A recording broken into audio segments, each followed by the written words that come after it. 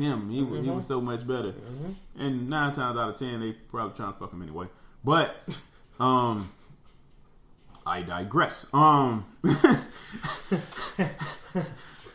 I mean, that kind of stuff you got to watch out for, because when somebody else that's miserable, comparing other miserable points in your life, because misery loves company, or they trying to make you equally as miserable, comparison becomes a very useful weapon. Yeah.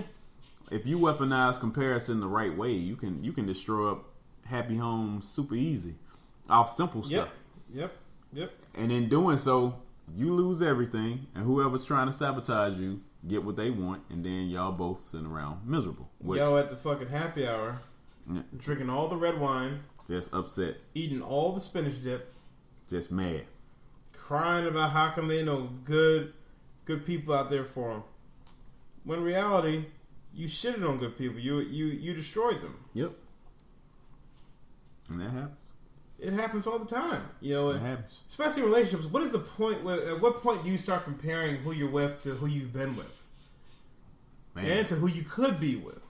You know, and then how do you fight those feelings if it's something negative? Because, you know, it depends on where you think you are as a person. How have you grown? Like, there are those who love to self-sabotage. Yep. Who love to fight off any good feeling because they're afraid of exposing themselves to heartache that may never come. Yeah, exactly. Or to parts of it. I think, but that's the good stuff when it comes to relationships. Yeah, I think, at least for me, because I mean I could talk for both sides of that. From one feeling like I was on that side at one point, and then as from being that person, and I realized later in life, like what I viewed as the type of person I should be with actually had nothing to do with the type of person I should be with.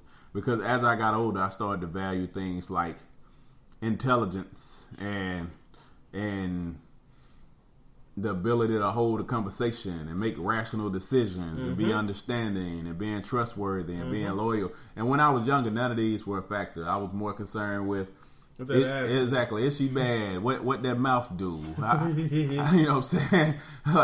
Like that fish sandwich on money. Exactly. Like can you fuck? Like really that's what I'm concerned with when you younger, and then like as you grow older, you like that's not going to be long lasting. Like once nurturing exactly. Like once I get tired of this, I'm going to go and look for the exact same thing somewhere else.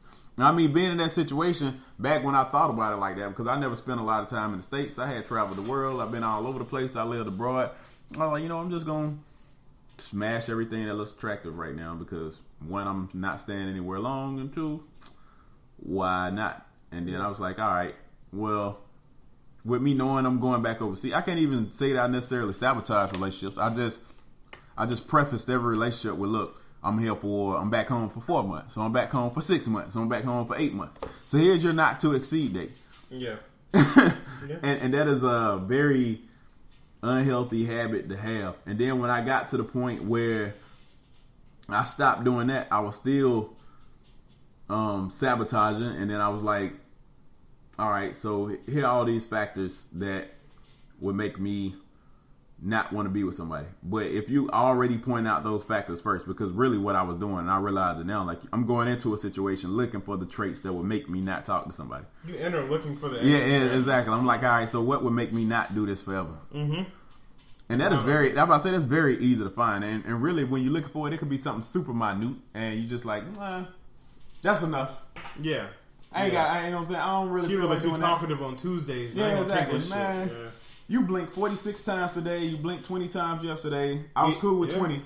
46, that's too many. You ate all my Captain Crunch, and you know I was hungry. I don't know what's wrong with you eating my Captain Crunch. That's fucked up. Can't have it. Not forever. Yeah, not me. Yeah, that's exactly how it goes. So I think that comes with, I won't even say age. That comes with maturity. And because people mature at different times, and in a way that also comes with heartache and experience in relationships, because technically the more you date and the more you're around people, the more you start to realize what you want and what you actually and the older you get, you stop buying your own bullshit. Yeah, that's the biggest thing. Like eventually you're like, I know I'm talking a lot of bullshit right now to myself. I'm lying. Everybody do that. You know, and when you like, this is not what I really want. You know, and like, what is really the value of entering these relationships or pseudo relationships wherein there's a plan to leave in a couple months? Yeah. You know, a plan to end it, dissolve it. You know. Yeah. You know, it's better off from the outset. You're like, well, we ain't getting married. If you want to do this, this is what I'm looking for. Yep. And you know what? Like, I've even found that goes both ways too. Because like people that I'll be around for any extended period of time, and that's the first thing I had to stop doing. I had to stop evaluating based off of the fact I was going overseas, because that was going to be pretty much forever. And as soon as I did that, I started actually valuing. I say, first thing I noticed was like people's intellect. So like even if I'm somewhere for a brief period of time, like I would genuinely invest in getting to know somebody simply because I like who they were as a person. Mm-hmm. Whereas, like I said earlier, if I was about to leave or I had just got back, like I would just slap it right on, like without a doubt, no ifs, ands, or buts about it. And she could make you a grilled cheese sandwich while making that thing pop on a handstand. Yeah, yeah. And I mean, like there's some situations that I still used to do that in, and now I'm just like, I feel like knowing people's intentions and motives up front, it's just key. You're not in control of what happened. You're not in control of your emotions, true, but knowing where you stand as a person and the type of person you want to be around, like that automatically goes and eliminates a large portion of people. So all those people that you would have just been around because they could cook you a grilled cheese sandwich and pop it on a handstand, and instantly they don't even get a not to exceed. They get a one time that they can cook me a grilled cheese sandwich and pop it on a handstand, and then, you know, I'll go and find the next person that can cook a grilled cheese sandwich and pop it on a handstand. You know, so it's like you want to see what that thing like after that grilled cheese. Exactly. You know, that's what you're trying to find out. That's exactly. So, like from that perspective, it puts people in an entirely different category, because people that can stimulate me mentally and got goals and aspirations and want to do stuff, I get them legit time where I don't necessarily have to be getting that grilled cheese sandwich. You get the mental grilled cheese sandwich. Yeah, exactly. But so maybe it's about shifting the mindset from, I mean, comparing. We're talking about using comparison as a tool as opposed to a weapon. It's more about how does that person make you feel. Yeah. What's the lasting impact of this person? How is this person affecting your life positively compared to the past? I think that's when you get closer to deciding who are you ready to commit long term to. Yeah. And who are you looking at for, oh shit, this might be good for might be jagged edge, meet me at the altar. Yep. I think too, man, that comparison is one of those things in that aspect that help you eliminate negative mindsets, because you could quote that, put that on a meme. I mean, because it is like I'm thinking about from the perspective of narrowing down who you would marry, and like the first thing you have to do is start getting rid of your own negative mindset and biases. And once you do that, like you can actually start evaluating who you would spend your life with. And people don't evaluate that way. Everybody evaluates what's good in the interim. Like they're like, all right, what's good right now?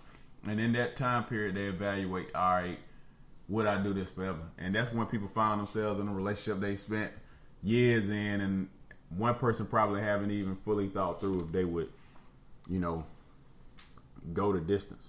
And it's not that easy too. You know, if you really think about it, deciding who you want to spend an hour with. Hours a long time. It's not an easy thing to come to. You know, we're all different people. We have things that make us tick, things that turn us off.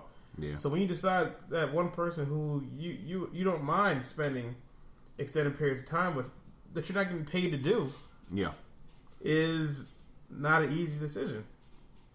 I think that too, like that right there alone, and I figured like that's a healthy comparison to make between people. Like if I was to line a list of all the people up in my life, friends, family, significant others that I've had, like a long list of just everybody, and I started eliminating people based off of who I personally would go out of my way to actually see and give time to, opposed to somebody that would have to actually pester me to get time, and I probably wouldn't want to give them much, even when I did give it to them. Yeah. Like that's going to eliminate so many people so fast. And like automatically in the end, you're going to have your friends and family that's still on that list. But then look at those people outside of that list that when you think about them, it makes you want to go and spend time with them. You know what I'm saying? Like you're like, all right, I actually want to see that person. And it's not because you thought of them because you made a list. It's because you wanted to see them before you made the list. You know what I'm saying? It's just one of them things that reaffirms you want to spend time with them.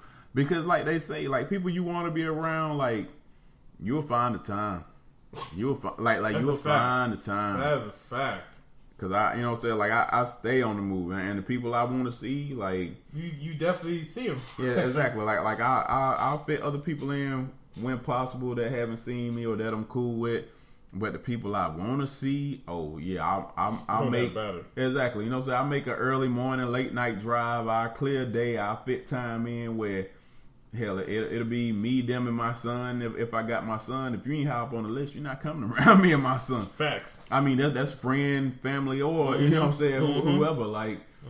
Like everybody that's closest or that I want to see, that you can be around me and my son, or you being introduced to my son. Everybody else, you're gonna have to wait till my son's not around. Like, I mean, that's just that's just how that works. And in that time, my son's not around. That's still contingent on.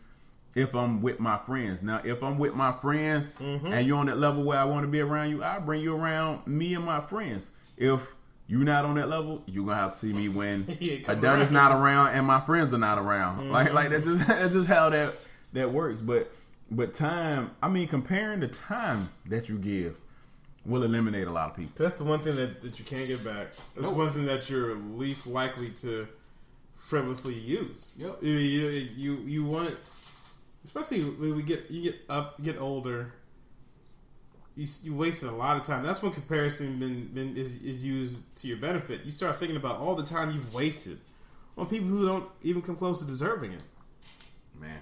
And when you start looking ahead, not looking behind, you look ahead, and the things you want to do with these people, the things you want to do with a specific person, you're excited to dedicate that time and attention to them. Yep. Because it makes your life better, it makes you a better person. Yeah. And that's when comparison is used to your advantage. And it's an art that's not easily perfected, but once you get to it.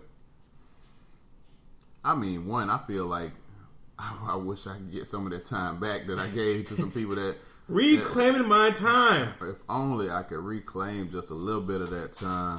Yeah. But it made you who you are today, though. It did. Still, though, you were like, I feel like I could have learned that lesson without wasting that time. Oh man.